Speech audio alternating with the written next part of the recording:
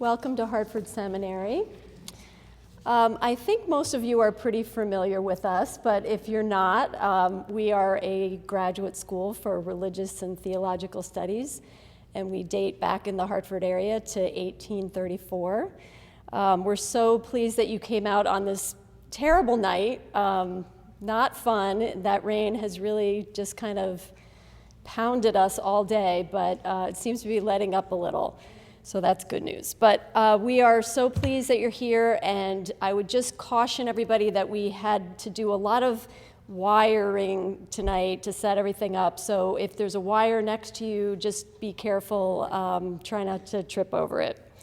So I am just going to introduce our speaker, and I will tell you that when he came up with this idea a few months ago to lecture on Duncan Macdonald, a lot of people here were very excited because this is someone who is kind of legendary in the seminary's history. And I know about 4 years ago, there was a big celebration on the 150th anniversary of his birth. I wasn't here at the time, but all reports are that that was really an amazing event. So Professor Michot is going to somewhat talk about the research that was done at that time and kind of catch us up on that. So Professor Yahya Michot joined Hartford Seminary in 2008 as Professor of Islamic Studies and Christian-Muslim Relations. He is also an editor of the Muslim World Journal, which is read around the world. And I am going to turn things over to him so he can give you a lecture. Oh, let me just add one more thing. There's another event coming up a couple weeks from now, which is also related to the Muslim world, and I want to make sure you all know about that. And it is a celebration of a special issue of the Muslim world focusing on Muslim-Hindu relations. So that should be very interesting. It's on April 20th, so please plan to come to that. And now our speaker, Professor Yahya Michot.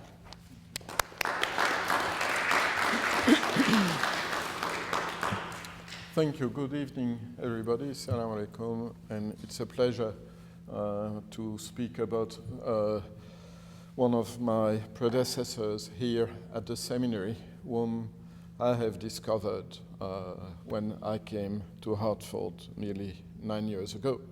I didn't know a lot about him, nearly anything, in fact. But since I've had the opportunity to discover the importance of his role in the evolution of this institution, and I feel closer and closer to him because of what he achieved. And so it's a pleasure for me to speak about him tonight. I will not be very impartial, sorry, because I appreciate him very much, and so there are negative aspects that I will probably not tackle. Do we keep all those lights, or? Oh, no, we can turn off the main lights there. So, how did it start? Somehow it started when 4 years ago we celebrated the 150th anniversary of the birth of Duncan Macdonald by a visit at the cemetery where we had, in fact, rediscovered his grave. And we had also organized an exhibition celebrating his 150th anniversary. And the rediscovery of his grave was in itself an adventure, because we knew he was buried in Hartford Seminary, but we didn't know where. So we went around, my wife, a friend, and I, and we found it. And we even asked from the Hartford municipality to have it restored, because the headstone was in the grass, and the monument itself had to be restored. And so once that was done, in connection with the celebration conference, we organized a visit to the cemetery where my colleague, Reverend Steve Blackburn, officiated. So don't call me a Wahhabi. I don't destroy tombs, I restore them, even graves of non-Muslims. And so that was, in fact, a very important event, I think, in the life of the seminary. And I'm ready to take to the seminary every student who would like to go on a ziyarah, a visitation of this grave in the next few weeks before the end of the academic year. Duncan Black Macdonald was born in Scotland, in Glasgow, in 1863. We know very little about his childhood, but we have archives in the library of the seminary, and in those archives we have this portrait drawn by his father. His father had some talent in drawing, and that's the earliest picture we have of Duncan Black Macdonald. He studied in Glasgow at the university, where he did his MA, and where in 1888 he became a Presbyterian minister. And his whole life he remained a faithful Presbyterian minister. After studying in Scotland, we find him at some point in Berlin. And in Berlin, he even studied hieroglyphics. In Glasgow, he had studied Hebrew. I think he had also studied some Arabic.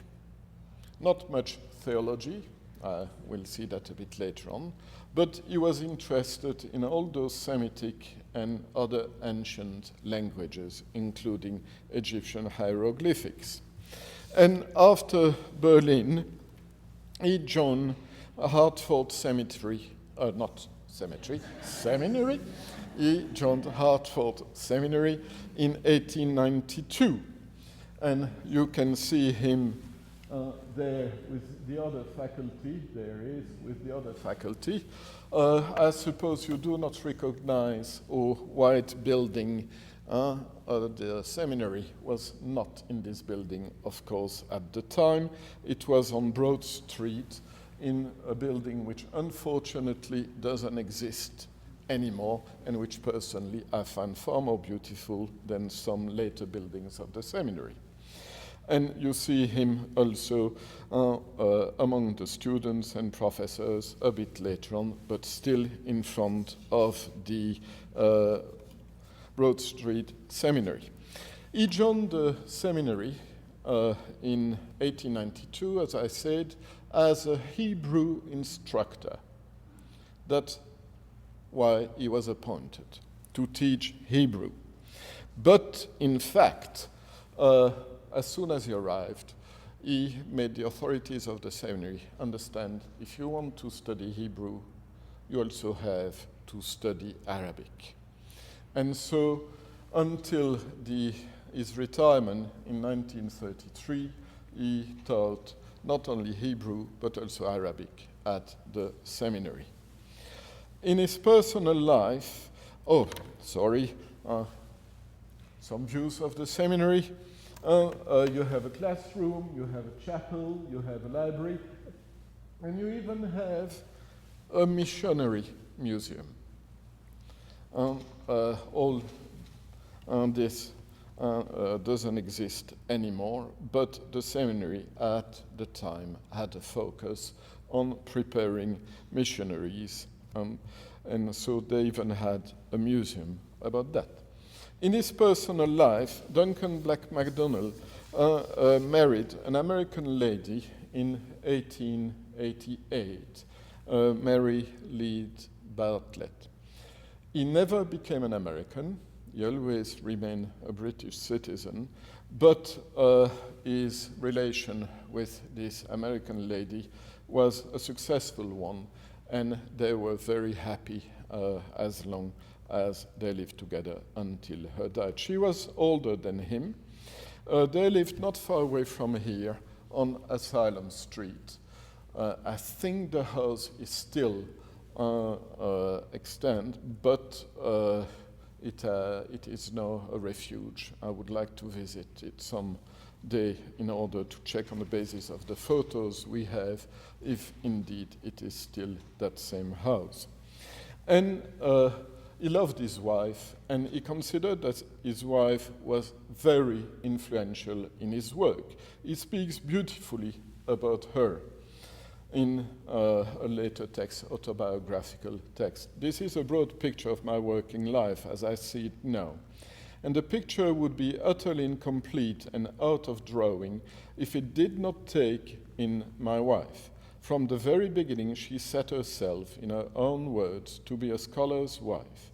She knew my possibilities, I can say that now, she being dead, before anyone else, and gave herself utterly to fulfill them. We were not so fortunate as to have children, and so the world of our home was the two of us. In that our lives were linked at the closest. My wife knew about all my work, followed it and understood it. She learned enough of Arabic for that purpose, not of Hebrew, of Arabic for that purpose, and typed and criticized all my writing. As I wrote upstairs at this table, I could hear her typing it out on the typewriter in the room below. From time to time, her voice would come up when she thought I was writing slovenly English. Now as I write, there are no such sounds, and I have no one to tell me, you can't say that. So, a very nice relation between this scholar and his wife.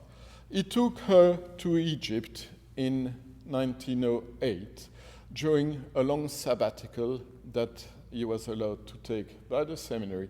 And during that sabbatical, with his wife, he went not only to Egypt, but in the Middle East, Palestine, Syria, back to Istanbul, then Europe, and back to the States. I'll speak about that sabbatical later on. But that was the only time he went to the Middle East. He traveled with her a few times back to Europe, but most often for their holiday, they would go north on this continent. And by holidays, I mean from about the 15th of May until the end of September, because as a good Scot, he was considering that the summer in Hartford was far too hot for him. So they had a cottage in Pemaquid Point in Maine, where he would spend about 4 or 5 months every summer. The cottage is still there. I visited it with my wife a few years ago, and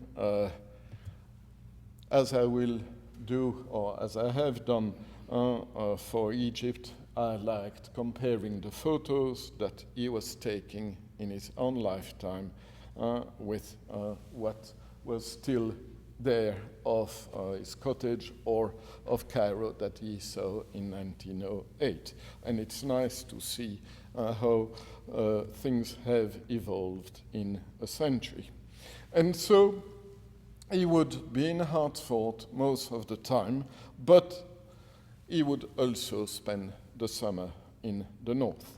And he taught at Hartford Seminary. You can see him here sitting on the first row during the academic year 1924-1925.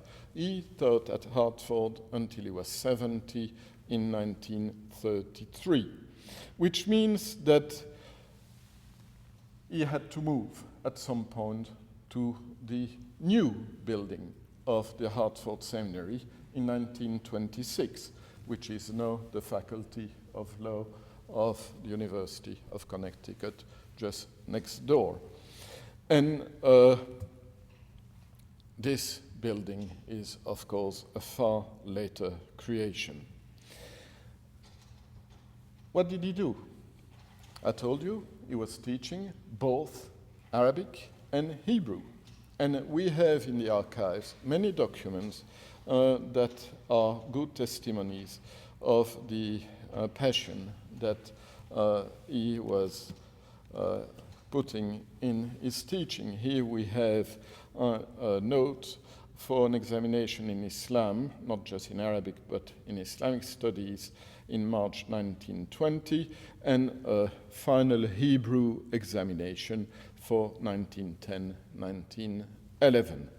And so we have this double interest, both in Hebrew studies, both in Arabic and Islamic studies, by this Presbyterian professor who was working in this institution training missionaries. And so when he retired at the age of 70, his students and his fan club, you could say, offered him this Macdonald presentation volume, which is a wonderful testimony to the appreciation that his students and colleagues had of his work at the seminary. And from 1933 to 1943, when he died, as a retiree, he remained very active as long as his health allowed it. And finally, he had to retire in his, what he calls a little nursing home, which is in South Glastonbury on the other side of the river, and which is still there. You can visit it. When they didn't know, of course, that it had been a nursing home, but it is still there, and the people, when we went to visit it, were very nice and to us. And so when finally he passed away after being sick for some months in South Glastonbury, the necrology celebrated both in the Hartford Courant and in the New York Times and in many other newspapers, the great scholar, the noted writer and scholar, but also, as you see, the owner of the finest collection of Arabian Night tales. And it is an aspect I will speak about at some point in my presentation. And he considered Hartford as his base. At some point, he had thought about moving to some other university, but in fact, he never left Hartford, and he has this very nice statement about Hartford. As you see, his handwriting is transparent, to say the least. So you evidently have yearnings back to Hartford, and I can understand that. Several times I have felt like throwing Hartford out of the window, but I have always been drawn back. Hartford has its fascination, and I found it a friendly town, which is a nice statement, and I'm sure that a few of our students here must sometimes feel the same way. I hope that they just don't want to throw us out of the window, but that they also find us a friendly town and a friendly institution. And so, what are we going to do? You have in the background here icons of some of his works. I've digitalized into PDF more than 400 titles. There are books and there are many other things. I will not be able to speak about everything tonight, and I will focus on 4 dimensions: missions, Islamic studies, Arabian Nights, and Hebrew studies. Other dimensions I could speak about are his love of occultism. He had a great collection of books and other studies on all forms of occultism and strange phenomena. He was also deeply devoted, possibly out of nostalgia, to Scotland, and he donated his collection of books on Scotland and literature in England, I think, to Trinity College, where you can still access them. But Many books and many other things he published. When you see the immensity of his production, it is very difficult to collect everything. I have seen articles in a number of encyclopedias. Jewish Encyclopedia, the first Encyclopedia of Islam, the Encyclopedia of Ethics and Religion, the Encyclopedia Britannica. Tens of articles for each of those encyclopedias. And important articles, for example, in the Encyclopedia of Islam, the first edition, he wrote tens of articles, including the article Allah, and of course the article Elf Layla wa Layla concerning the Arabian Nights. Then we have hundreds of reviews. He loved books, and he wrote small, short, medium length, and long reviews of so many books. And his reviews were sometimes devastating. When he didn't like a book, he would say it clearly. We also have opinions which he published in newspapers and journals, like The Nation, on all different topics: political, cultural, literary. And those are just his published works, apart from the books and the monographs I will speak about. But if we go to the archive room of the seminary, we have so many unpublished works by him. Diaries of his sabbatical in Egypt, a huge number of letters, sometimes in Arabic, as this one, which he wrote while he was in Egypt in 1908, signing Duncan, Macdonald, and making sure he doesn't make mistakes in Arabic, and also notes in which he was preparing his lectures. So a lot of material, and most of the books that have been written about him, sometimes with very negative views about him, oh, he's just a missionary, he's just an Orientalist, are all biased because they didn't have access to most of the material which is unpublished and is still in the cellar of the seminary, in the archive room. But let's look at the first dimension I want to focus on, his work as in relation to missions. He didn't make a mystery of the fact that he was training missionaries who would go and try to Christianize the Muslim world.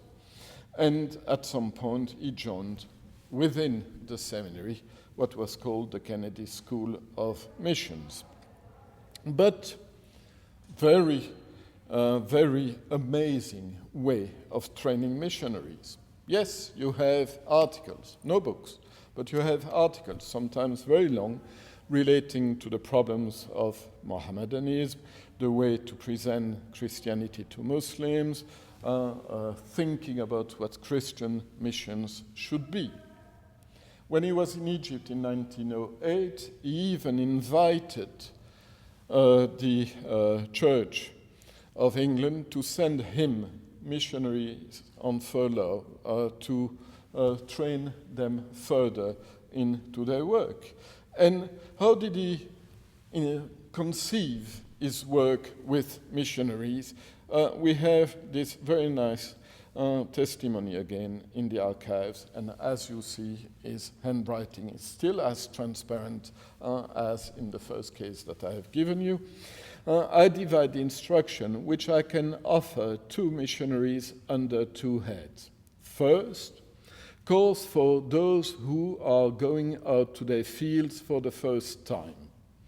Every missionary to a Mohammedan field should take at least 60 hours of Arabic.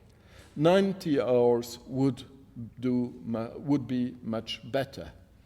This is an almost essential formulation. Besides that, they should also have lectures and reading in on the various and reading course on the various phases of the Mohammedan civilization, past and present, is history, theology, law, literature, and forms of life, customs and forms of life, etc. And they should also have, with one of his colleagues and another of his colleagues, instruction in Turkish, Armenian, Aramaic, and Amharic. So, speak of a good linguistic training. The training in phonetics is dealt with elsewhere. Those courses are for the new missionaries before they even go to the field of mission. As for missionaries who are on furlough, especially for those who have gained a good knowledge of Arabic and whose principal need is guidance in reading and in more technical study, these will be treated individually and their studies freely adapted to their progress, their taste, and the needs of their fields. In past years, the work has covered advanced philosophical text, native commentaries on the Quran, different treatises in theology, to exhibit the different schools, law, mystical treatises, philosophy, Farabi, Avicenna, various studies of specific aspects of the Muslim civilization, Ibn Khaldun, all in Arabic, and making sure if there is and making use of the investigations of European scholars. So, a very good training, academically demanding, but very serious for new and already other missionaries. And he had various students who accepted to go to that type of training. One of the most famous of them was William Gardner, was a minister of the Church of England, a missionary in Cairo. And it's very interesting to see that Macdonald considered he failed with Gardner. Because Gardner came on furlough, on sabbatical leave, to Hartford. He studied for some time with Macdonald, and Macdonald says about him, "When I studied and taught the theology of Islam, it was to make it clear and even persuasive to others. Human minds and hearts have believed this. Let us see why and how that was. So I put to my students, when Temple Gardner came to me to study Islam, he came seeking knockdown arguments against Muslims. I never gave him such, but he went away understanding the genius of Islam and able to enter into the minds of Muslims. He had passed from controversy to persuasion. In this conversion of his, my wife had a large part. It is a very singular fact, but it is true that when I began my work, there were very few missionaries who knew that the Muslims had any theological literature at all. It began and ended for them with the Quran. Some had heard vaguely of the traditions. When they came to me, they demanded Quran and perhaps tradition." This is part of his autobiography. He's nice with Gardner. We'll see a bit later a private letter that he sends to another student of his, another missionary, and they said, "I failed," with Gardner. But very interesting here, we see what his rationale with teaching missionaries is. Making them go from controversy to persuasion. Or, if you want to say it in other words, going from conversion to conversation. And it is in statements like this that you realize that the seminary today would not be what it is if this Presbyterian minister had not been for 40 years at the seminary. He was really pivotal in making the mind in this institution evolve, which would lead to the later development of the seminary. And this is what he says in this private letter to his student Titus, in which he says, I find I'm getting into a one-sided way of looking at all books and indeed all writings. Do they help to make different people understand each other better, or do they tend to exasperate such relationships?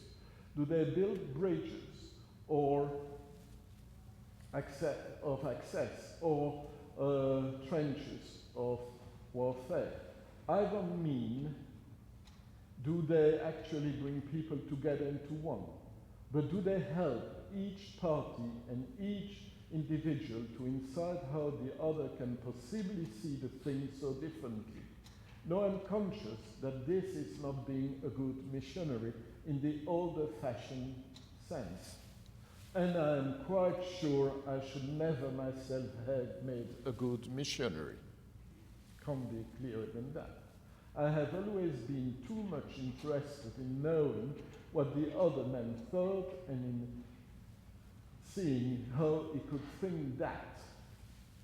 Gairdner failed.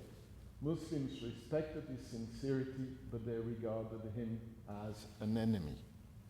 In fact, as I know, as an old man, look back over my life, I can see that I have always been in revolt against divisions and trying to build bridges.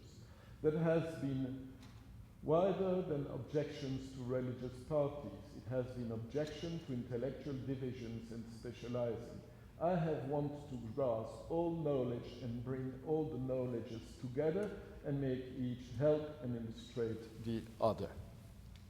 And this is true not only of his work as a missionary, but in every aspect of his scientific, scholarly work. For example,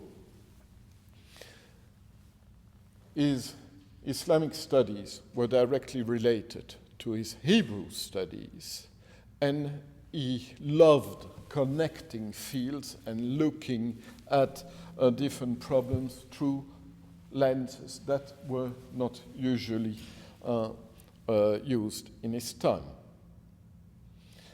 The way he looked at his missionary work, training missionaries, was not always appreciated by the seminary. And he had sometimes, indeed, to really argue for the views that he was promoting. And let's go to his work in theology and Islamic studies now. As you see, in his autobiographical note, written when he's 74, he says, I never really learned theology until I had to learn that of Islam. I told you that he had not learned that much theology when he was in Glasgow. He says that himself. And here you see him teaching 2 students. Isn't that lovely? Teaching the elite, not the commonalty. When you have more than 10 students, you're not really teaching for the elite anymore. And that was a good time when you could have a complete class that would not be cancelled just with 2 students. Those times are long gone. No. And in fact, there is some Hebrew on the blackboard here. Here he's teaching Hebrew or the Bible somehow. But he was deeply involved in all forms of Islamic studies. And he was announcing, for example, that he would be available for consultation to candidates and furloughed missionaries preparing for work among Muslims. And what would that include?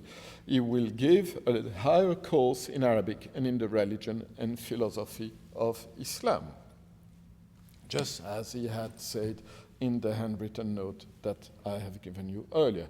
And this was written in 1931 when he was a member of the Kennedy School of Mission.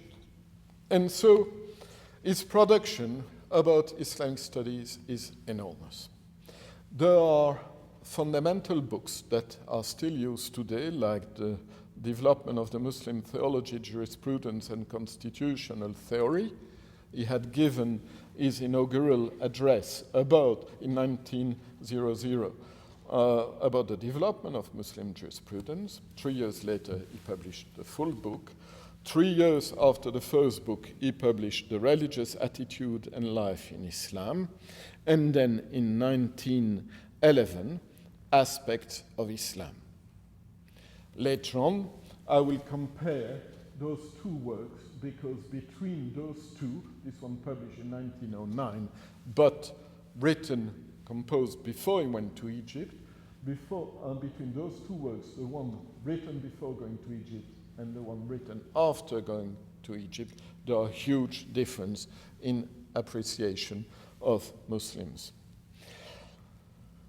Apart from those monographs, you have many articles in the Encyclopedia of Islam, of course, the article Allah and also the article Kalam, which is 6 pages, and as you see, it's double column. It's not little articles, it's very deep studies, or things concerning the development of atomism in Muslim scholastic theology.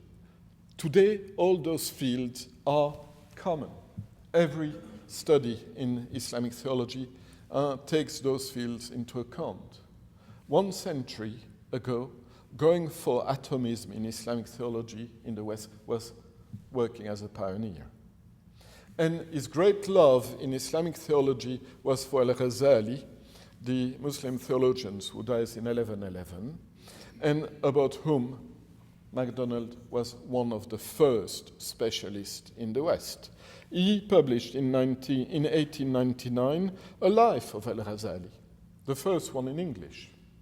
Then 2 years later, he translated one of the books, of the 40 books of the Yahya Ulumuddin, the main summa of spiritual theology of Al-Ghazali. And which book did he translate? The one concerning music, dance, and mystical trance, which shows you that his interest was not just for abstract theology, he was interested in seeing how theology operates in the hearts and among people. And there are many, many things he says about Al-Ghazali, but the clearest one is here. It's in a page of his book, Aspects of Islam. Al-Ghazali is the greatest theologian of all, a man whose books I have to read constantly in my work on Islam, a man in whose books I have found the true key to Islam, a man who stands among the theologians of the world in the same rank without doubt or scruple as Augustine and Aquinas. That man had part in all the ecstasies and emotional exhibitions of the dervishes. That man passed 11 years of his life as a wandering ascetic darwish, learning in pain, solitude, and hunger what the faith of God was. He stands out as a sign that there is no impossibility at all in the great theologian knowing also what lies in the emotional religious life. Told you, he is not interested in abstract theology. He is interested in the impact of theologies on the emotions of the heart. But apart from theology, he published on so many other aspects of Islamic studies. The Gospel in Arabic, or pre-Islamic poetry, or the Caliphate, or Ibn Khaldun. Ibn Khaldun is this great thinker, dies around beginning of the 15th century, considered sometimes as the inventor of sociology, and Macdonald is the first one to translate part of his Muqaddimah into English. Again, pioneering work. Other articles in the Encyclopedia Britannica with this will of making Islamic studies available to the larger public. And so, covering so many different fields, but with a focus on Islamic theology. And when you look at his, of course, unpublished notes, you see that when he goes into an Arabic text, he doesn't hesitate in recopying, handwriting it again, putting all the vowels to make sure that he doesn't make a mistake with his students. And here you have a text on grammar, another one on theology by Nasafi. At some point, I hope we will be able to publish facsimiles, at least in a digital form, of all those works. And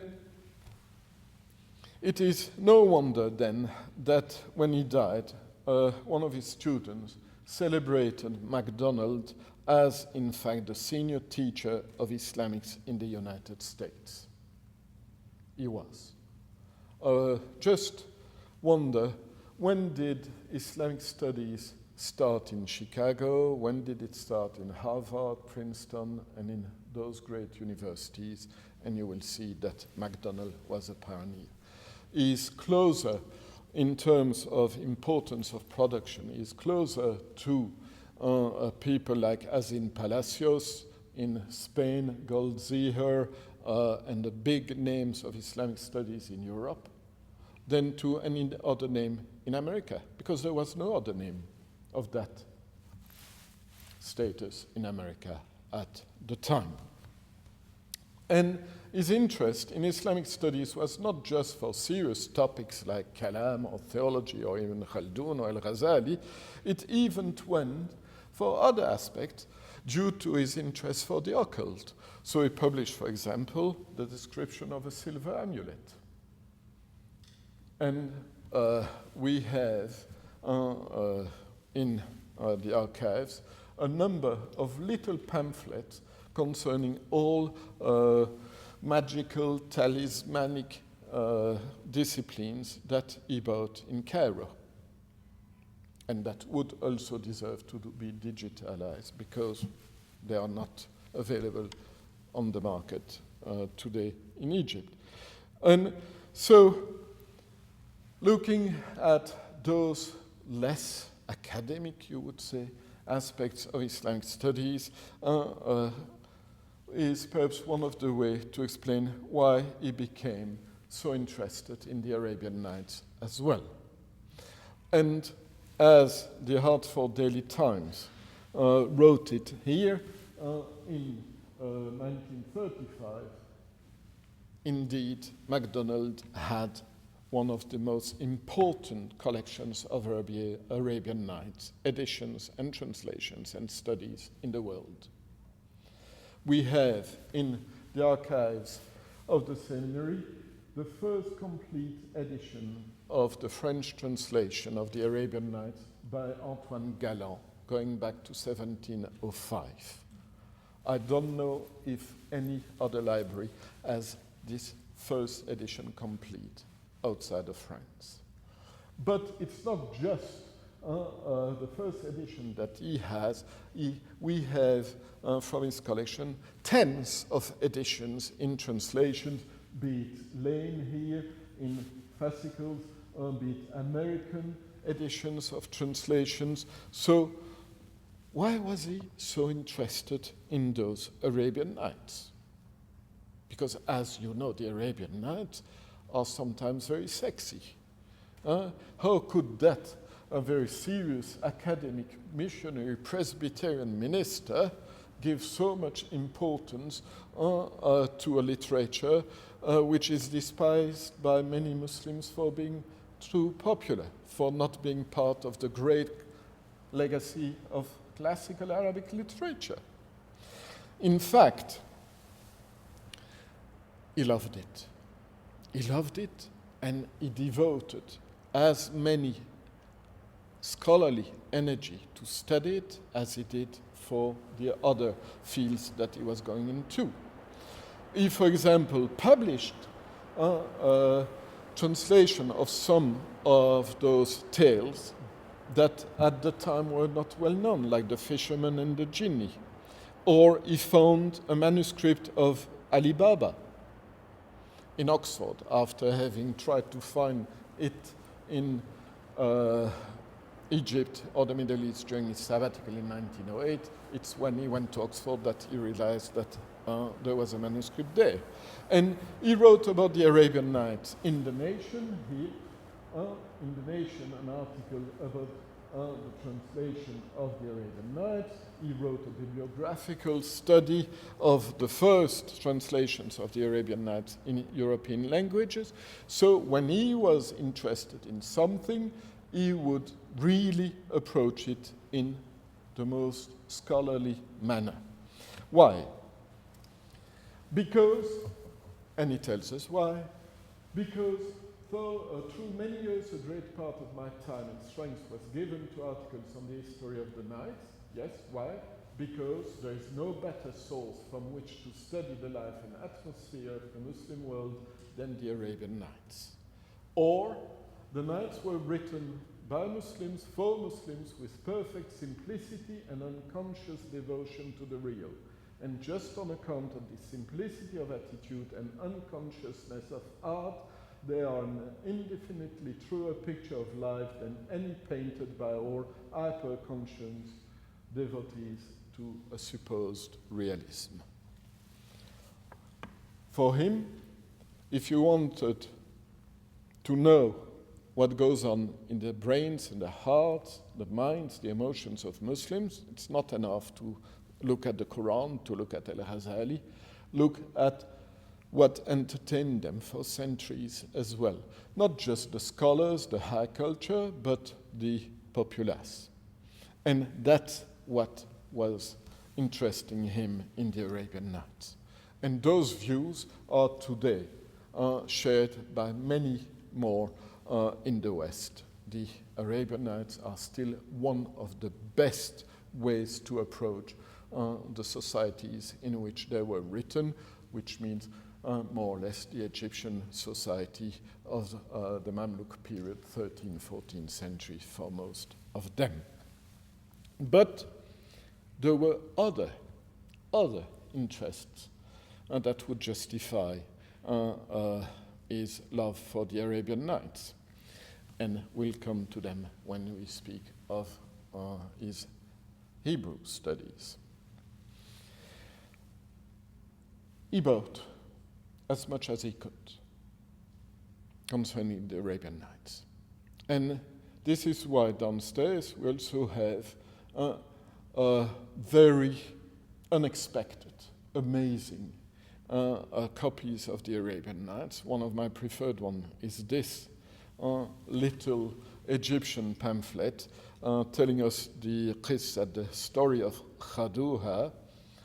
It's not the Arabian Nights as such, it's a similar type of tales. Very popular edition of the end of the 19th century. And this type of popular art, drawings in the Muslim world, is still ignored, despised, very often considered as of no value, despite the fact that sociologically, anthropologically, if you are interested in popular art, they are wonderful sources and they deserve study. Macdonald was interested in that. Or we have this edition of Elf Leila Ve'Leila in Hebrew, which was published in Wahran, meaning Oran, in 1882, when in Algeria at the time there were important Jewish communities who loved the Arabian Nights as much as the Muslims and would publish them in Hebrew as well. This is a little gem that he got in 1908 through his bookseller in Cairo. And so there are so many gems and pearls in the archives in this collection which still need a systematic exploration. And as we are starting with Hebrew here, let's go into the other dimension that I have announced is contribution to Hebrew studies. I told you that he was appointed to the seminary as a Hebrew instructor. And for about 40 years, he did not publish any book concerning Hebrew studies. But he published a number of articles relating to the Old Testament.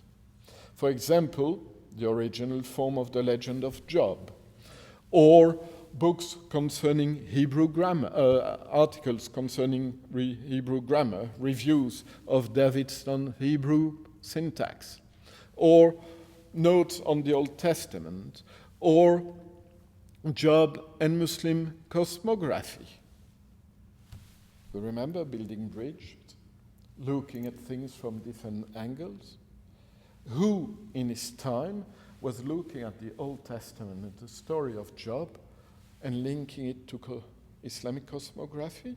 Macdonald was doing that type of things. Many others, I don't know.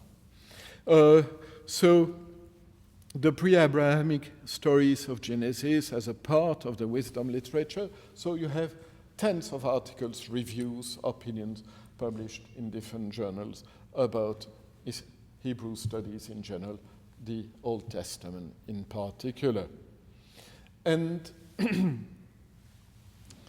it was only at the end of his life that he published 2 books that were celebrating the genius of the Hebrews. The first one was the Hebrew literary genius, the second one the Hebrew philosophical genius of indication, published by Princeton University Press in 1933 and 1936. That's when Nazi Hitler Germany is starting what will lead to the Holocaust. And in that period of Nazism, Duncan Macdonald doesn't hesitate about speaking of the Hebrew genius. So you have today doing it. Of course, he lives on this side of the Atlantic, Nazism is on the other side, but still, he makes his point very clear. And those are 2 huge books concerning the Old Testament. And he received, for those 2 books, he received a doctorate honoris causa from the Jewish Theological Seminary of America. And it's, again, a period which is very interesting because there is no antagonism then between Islamic studies and Hebrew studies. It's before the creation of Israel in 1948, and the 2 are still very linked. And for Macdonald, it made sense to look at Hebrew studies in relation to Arabic literature.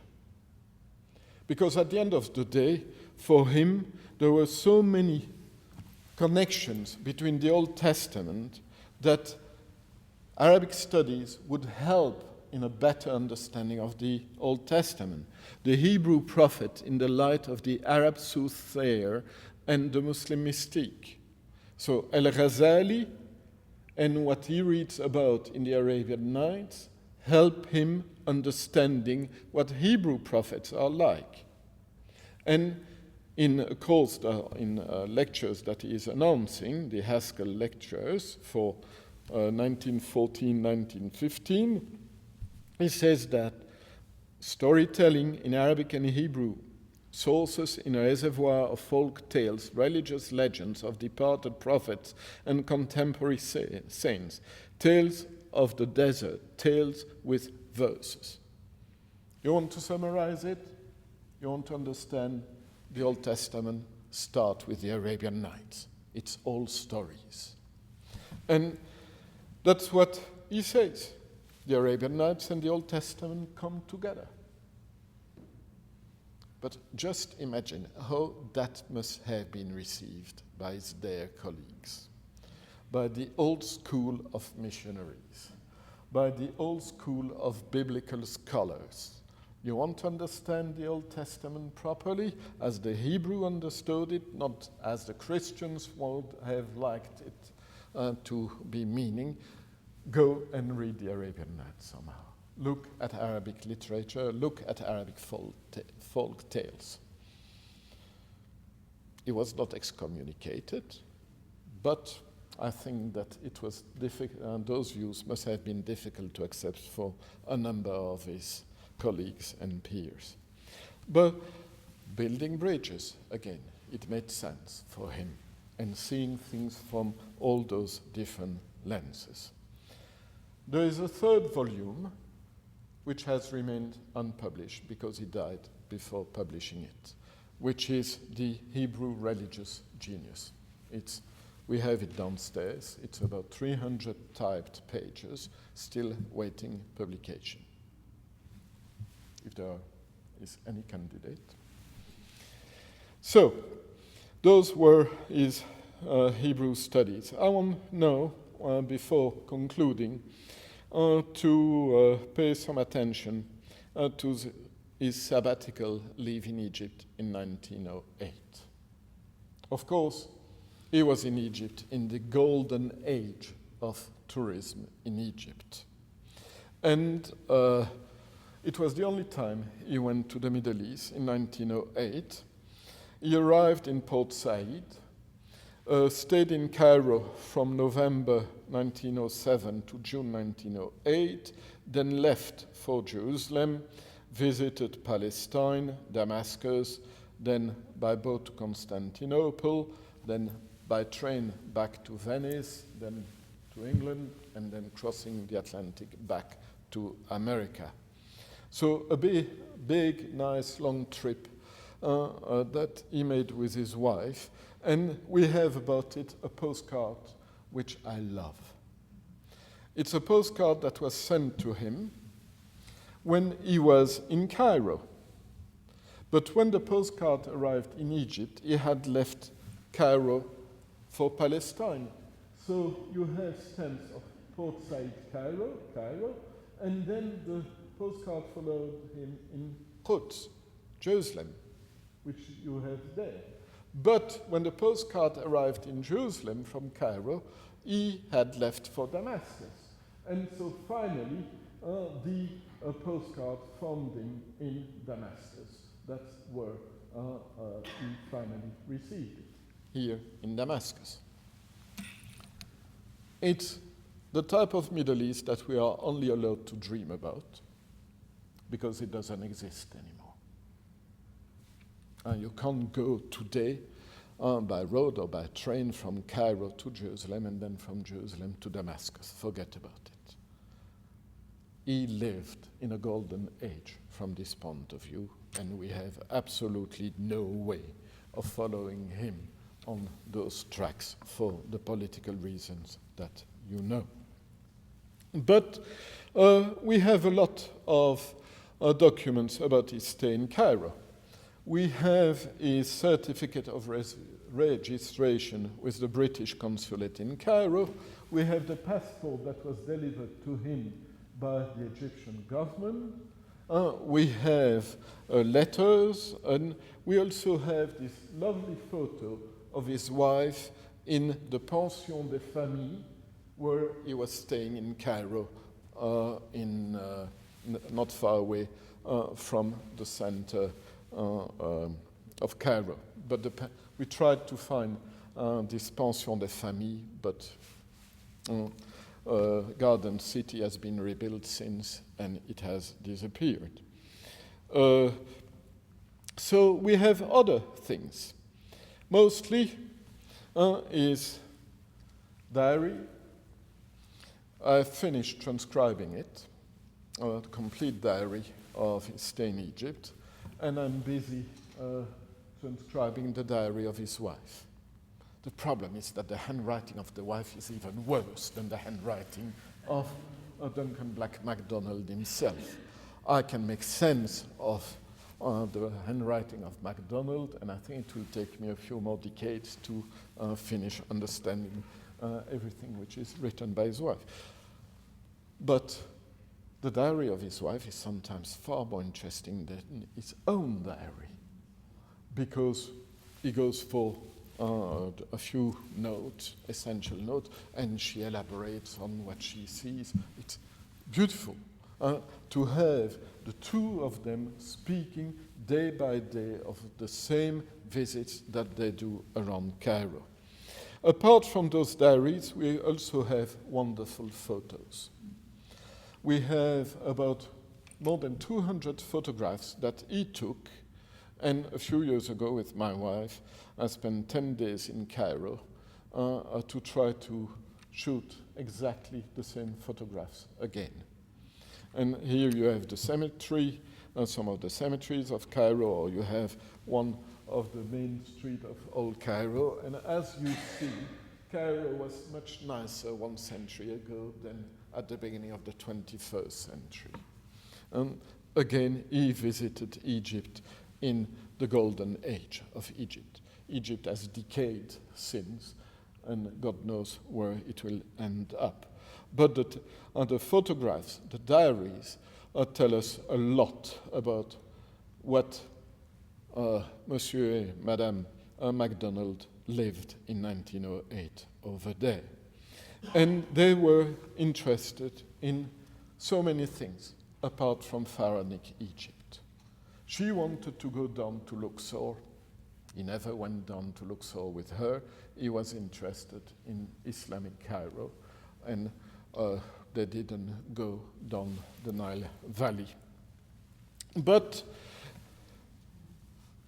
we read in his diary what they do every day. Good Friday, at about April 17th, we went to All Saints Church, which still, no, that one was destroyed, to build a bridge later on over the Nile. Then I had a sleep. Afternoon, we took car to Road El Farag and steamer thence to the barrage, tea, and return by steamer. Good Brit, you can't miss the tea ceremony at 5 o'clock in the afternoon, at home or with friends. But he visits many personalities. He visits also Al-Azhar, the center of Islamic scholarship. At 11:30, Sheikh Shawish came and we went to the Azhar, reached there a little before 12 and saw first the Abbasid edition, then we were introduced to the Sheikh Al-Azhar himself in his private room with a number of other ulama around him. A kindly old man, but quite old-fashioned. Shawish kissed his hand and called him Effendim. He questioned me about my Arabic studies and seemed interested and a good deal surprised. Then, to avoid the prayer time, we were taken into the library. Quite the atmosphere for a library. Librarian very attentive, showed manuscripts and autographs. Will inquire as to manuscripts of the Nights. He's trying to find manuscripts of the Arabian Nights there. Then, through court and Liwans and Eriwak's teaching going on, Kutab in a court outside of Matsura, blind sheikh expounding after reader. So very nice notations about Egypt and all different aspects of popular life in Cairo. And so when he comes back and starts writing on his new book about Islam, Aspects of Islam, which are the Hartford lectures on comparative religion that he gives in 1909 after coming back of Egypt, the tone is completely different from the books he had written before going to Egypt, Muslim Theology, Jurisprudence and Constitutional Theory, and the Religious Attitude and Life in Islam. And he says so himself in his introduction. I fear that I must be personal in tone. What I have to say to you is not drawn only from what I have read. It is drawn also from what I have seen, from the contact which I have had with Muslims. It would have been impossible for me, I'm free to admit, to deliver this course of lectures in their present form a year ago. And it was only by the permission and help of the seminary, which enabled me to pass a year in Muslim lands, that the way was open and that much of such insight as I have gained was made a possibility. I shall therefore have to draw very largely in the future about my own personal experience. So, staying in Egypt, living among Muslims, even as a Brit, and Britain was colonizing Egypt at the time, made him look in a very different way at the popular, lived reality of Islam in Cairo. And so you have in his Aspects of Islam pages that are lovely, in which, for example, here he compares the way streets are planned in Boston and streets are planned in Cairo. Because he says in Cairo, the street will be planned respecting the graves of saints. And then we have his photographs complementing what he says in that book. So, working on the diaries, you have also to take into consideration Aspects of Islam, because in Aspects of Islam he comes back to many things that he had only alluded to in his diaries. And so if one day, as inshallah, I want to publish the diaries, there will be this interconnection between the book and the diary. And he is very interested in all mystical aspects of Islam. You remember what he was saying about Al-Ghazali being not just a theologian, but also being interested in emotional religion. That gives him the possibility of field work and really seeing that this emotional form of religion is still going on in Egypt. And he visits, for example, the grave of one of the most famous Egyptian mystical writers and poets, Ibn al-Farid. And so he visits him and he finds there the same observance, i.e. reciting the Fatiha of the greatest possible value. I remember when I advanced in a fitting manner towards the grated window which looks in on the tomb of the saint, hearing whispers from the Muslim guardians of the tomb, they were saying, he knows what is the right thing to do. He has a sense of reverence. Macdonald was respecting the Muslims. And those Muslims who saw me do this, or who knew that I did it, felt that here was a spiritual unity, that this man, Christian though he might be, reverenced their saint and knew what is meant to recognize holiness and the life hid in God. Of course, I might say that I was careful in all this to pick my saint. I don't think he visited the grave of Ibn Taymiyyah when he was in Damascus. So, he had contacts with dervishes. He visited some Qadiri convents, which doesn't exist anymore. But he says about one of those meetings, several times in my wanderings I was brought into contact, religious contact, with dervishes.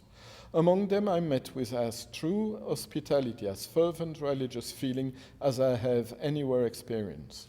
When they spoke of my Father in heaven as Rabbuna, O Lord, I took their words according to the meaning, and together we were able to speak of O Lord, meaning God Most High, and thus meet upon a common plane. Good missionary, isn't it? So, of course, the work he will do after 1908, not just in publishing Aspects of Islam, but in training missionaries here in Hartford, will be deeply influenced by what he had lived in Cairo. And he acknowledged so in one of his letters to his students,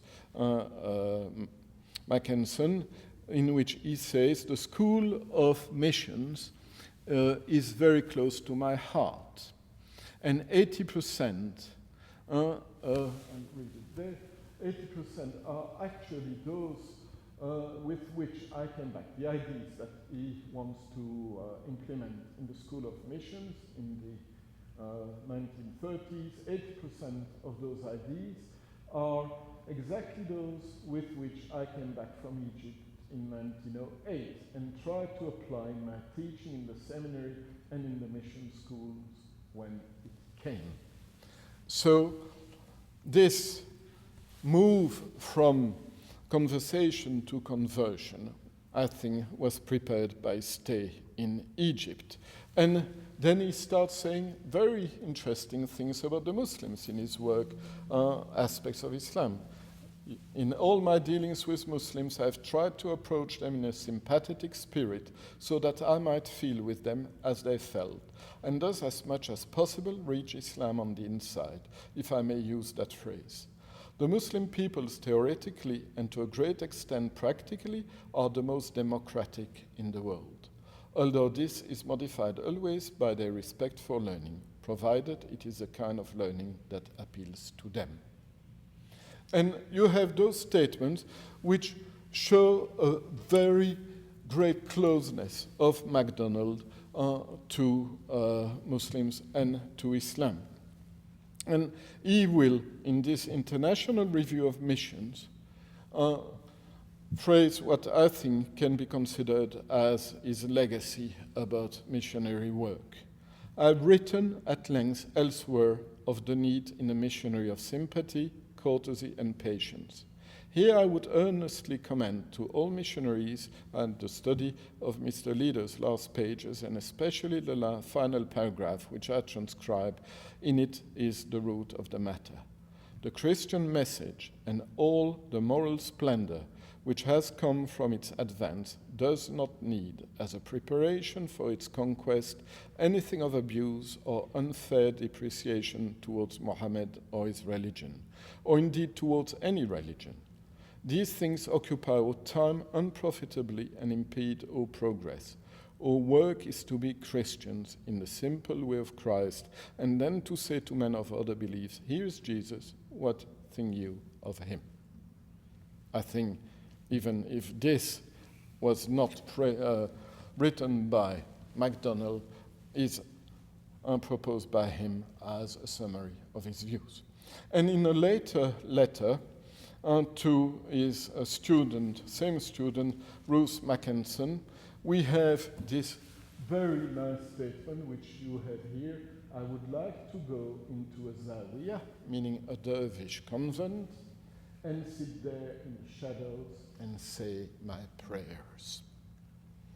So, the Presbyterian minister was supposed to train missionaries to go and convert and Christianize Muslims.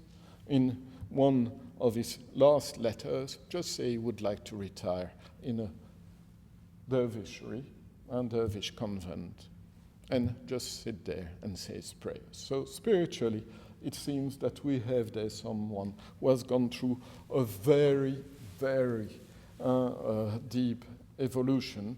And I conclude by giving you this facsimile, which are 2 lines appearing in his 1908 diary in Egypt. كل ما خطر في بالك فهوى هالك والله بخلاف ذلك. Everything that goes through your mind is just evanescent caprice. And God is different from that. So I think that this was what was really feeding the heart of Macdonald. He could see God at work in all different ways. He never ceased to be a Christian minister, but he could really appreciate other narratives than just the ones that he had been trained to teach. And so that's my conclusion. I will just ask you.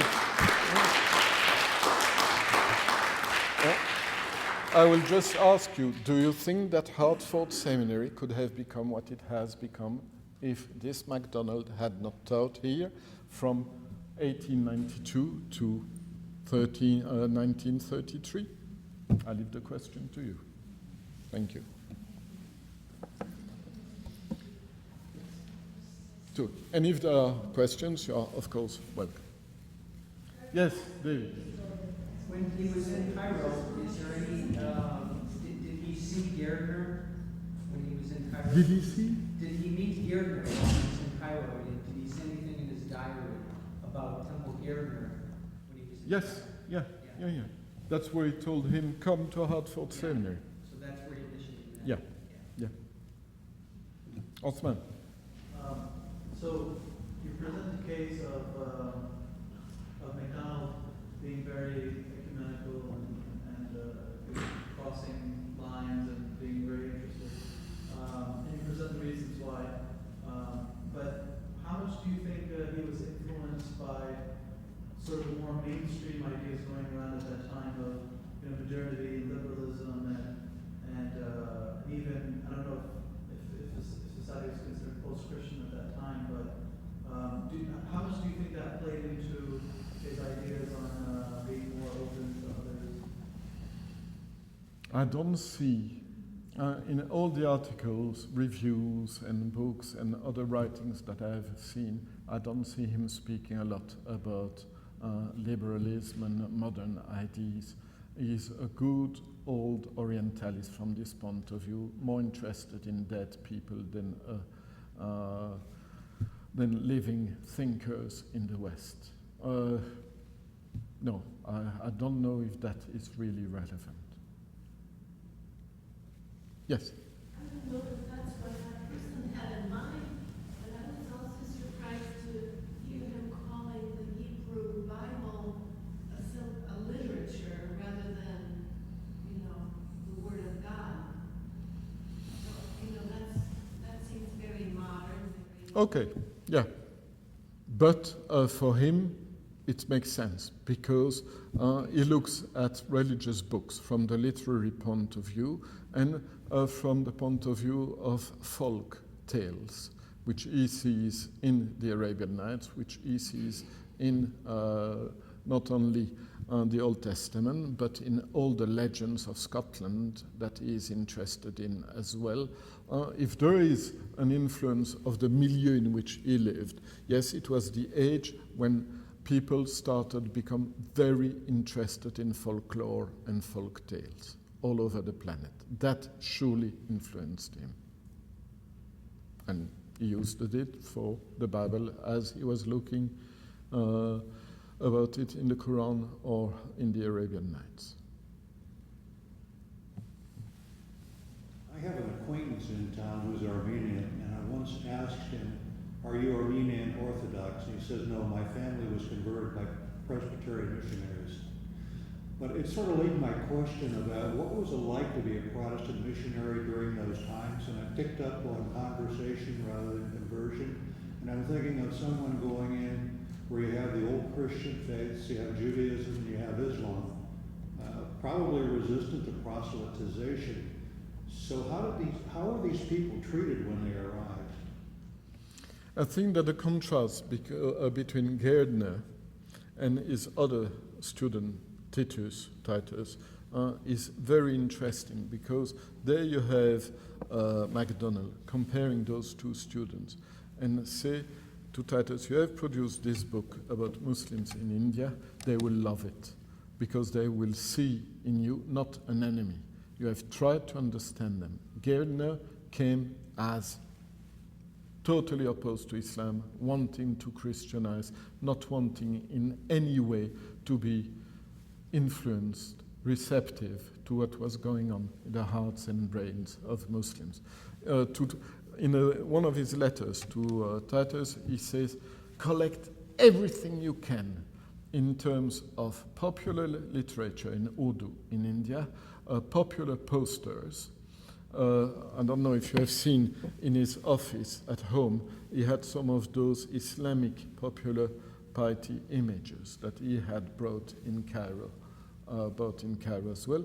Every aspect of what you could call today a phenomenology of popular religion. How does popular feelings manifest themselves? He was interested in. That means that for him, at the end of the day, it was useless to try to convert others. God, if he wants, will convert them. But he had seen, and go downstairs in the library and see the plaques where you see commemoration of some of the Hartford Seminary students who were martyrized in northern Syria, South Turkey during the First World War. He realized it didn't work. So if you wanted a new way of relating as a Christian to Muslims, you had to develop a better understanding rather than going for confrontation. Somehow, you have in Europe people like Louis Massignon, who will go that same way and will become influential through the Council Vatican II to lead Christianity, at least Catholicism, towards another approach to Islam, which will lead to the encyclical letter of the Pope, don't remember, we just celebrated last year the 50th anniversary of that one. Come on, help me, MT.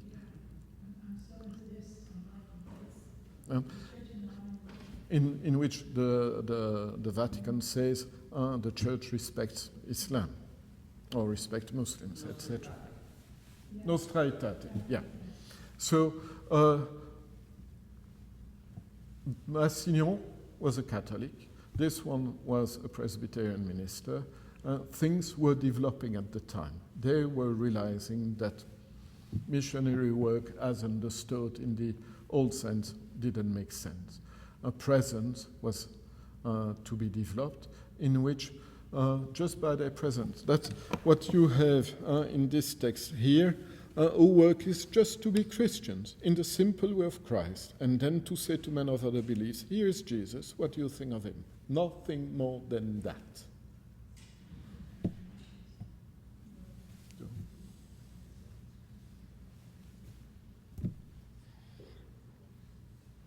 Other questions? Or? Yeah, back in the house a little bit here. So, moving to conversation, from conviction. So. No, from conversion. And, move to conversation. Yeah, but the terms he uses himself about Gairdner is moving from confrontation to persuasion. You said it both ways. Yeah. So so that final quote from that other writer, here is Jesus, what ain't he is not, and in terms of useless to try and convert, God is in control. So is that an ethic that he would have found completely absent in his theology in the late 19th century? Is that an ethic? In other words, conversation. In other words, I don't see a conflict between conversation and conversion. Okay? I see the ethic of what it is to live your life, to learn, to love others, to understand others. And so my question is his ethic of conversation voted against useless attempts at conversion? Is that, would you say that ethic is new with him in the late 19th century? I would say it's surely not the main view within Protestant American missionary institutions. It is new. In Europe, it will develop with people like Louis Massignon within the Catholic Church, but you still have in this country so many missions in the Middle East where they try very hard to convert not just Muslims, many often minorities like the Armenians or others to Protestantism. And it leads to questions that we should address one day. Why are there no non-Muslim minorities left in southern Turkey? Not just because of the policies of the Ottoman Empire against them, but also because of the work of the Protestant American missionaries. If you are given a green card, if you convert to Protestantism, you will convert to Protestantism. And somehow, Protestant missions in that region have emptied that region from many of their non-Muslim minorities.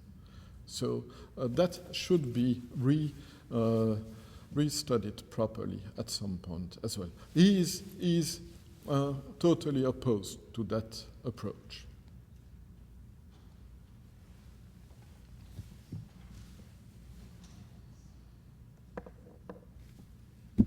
Okay? Well, thank you. So, very good.